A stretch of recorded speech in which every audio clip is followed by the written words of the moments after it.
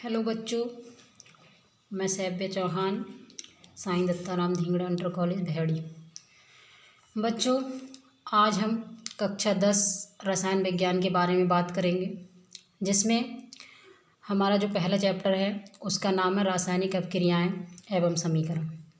तो आप लोगों ने पिछले क्लास में रासायनिक संयोग के नियम पढ़े थे, उसमें कुछ रिएक्शंस पढ़ी थी, जिनमें आपने क्या पढ़ा कि जितनी भी रासायनिक अभिक्रियाएं होती हैं उनमें पदार्थ आपस में क्रिया करते हैं और नए पदार्थ का निर्माण करते हैं।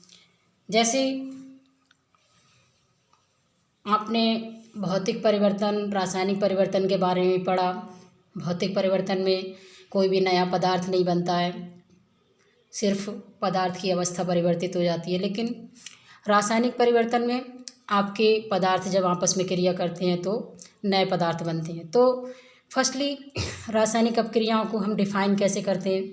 तो जब एक या एक से अधिक पदार्थ परस्पर अभिक्रिया करके नए पदार्थ बनाते हैं तो ऐसी अभिक्रिया को रासायनिक अभिक्रिया कहते हैं। जैसे जब मैग्नीशियम हाइड्रोक्लोरिक अम्ल से क्रिया करता है तो मैग्नीशियम क्लोराइड और हाइड्रोजन गैस बनती है।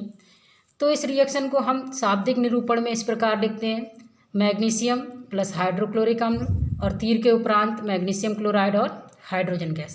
तो ये जो हमने शाब्दिक निरूपण किया, ये हम रासायनिक अभिक्रिया बोलेंगे इसे।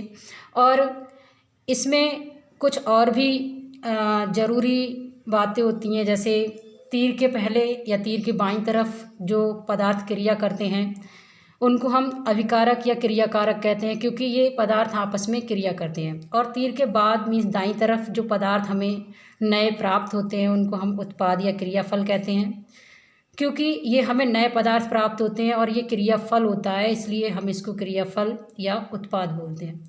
तो उपर्युक्त रासायनिक अभिक्रिया में जो पदार्थ क्रिया करते हैं उन्हें क्रियाकारक या अभिकारक कहते हैं, और जो पदार्थ क्रिया के उपरांत प्राप्त होते हैं उन्हें उत्पाद या क्रियाफल कहते हैं। इसलिए तीर के बाईं तरफ के पदार्थों को अभिकारक या क्रियाकारक तथा दाईं तरफ के पदार्थों को उत्पाद या क्रियाफल कहते हैं। अब इसके बाद हमारा जो टॉपिक है वो है रासायनिक समीकरण।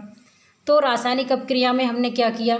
पदार्थों को शाब्दिक रूप में निरूपित किया और हमें प्राप्त होगी रासायनिक अभिक्रिया, जिसमें पदार्थ क्रिया करते हैं और क्रिया के उपरांत नए पदार्थ प्राप्त होते हैं। लेकिन रासायनिक समीकरण में क्या होता है? जो भी पदार्थ हमने क्रिया के लिए प्रयुक्त किए मीन्स अभिकारक, और जो हमें क्रिया के बाद प्राप्त हुए मीन्स उत्पाद, उन सभी पदार्थों को यदि हम प्रतीक के रूप में या और रासायनिक सूत्र के रूप में निरूपित कर देते हैं तो हमें जो नई अभिक्रिया प्राप्त होती है उसको हम बोलते हैं रासायनिक समीकरण। तो किसी भी रासायनिक अभिक्रिया में जब अभिकारकों तथा उत्पादों को उनके प्रतीक और रासायनिक सूत्रों के द्वारा प्रदर्शित किया जाता है तो वह रासायनिक अभिक्रिया कहलाती है रासायनिक समीकरण। तो उपर्युक्त रासायनिक अभिक्रिया मीन्स जो हमने रासायनिक अभिक्रिया ली थी मैग्नीशियम और हाइड्रोक्लोरिक अम्ल, और क्रिया के उपरांत हमें प्राप्त हुआ मैग्नीशियम क्लोराइड और हाइड्रोजन गैस। तो उस रासायनिक अभिक्रिया में हमने जो भी प्रयुक्त पदार्थ लिए थे उनको हमने प्रतीक और रासायनिक सूत्र के रूप में लिखा, तो हमें जो समीकरण प्राप्त हुई वो हुई Mg+2HCl MgCl2+H2। तो आज हमने जो डिस्कशन किया वो किया रासायनिक अभिक्रिया और रासायनिक समीकरण के बारे में, जिसके अंतर्गत हमने कुछ आपके कंपाउंड्स को परिभाषित भी किया, जैसे आपके उत्पाद क्या हैं और क्रियाफल क्या हैं। तो इसके बाद आपका कुछ होमवर्क, क्वेश्चन नंबर 1 है आपका रासायनिक अभिक्रिया एवं रासायनिक समीकरण में अंतर स्पष्ट कीजिए। क्वेश्चन नंबर 2 है आपका अभिकारक एवं उत्पाद में अंतर स्पष्ट कीजिए।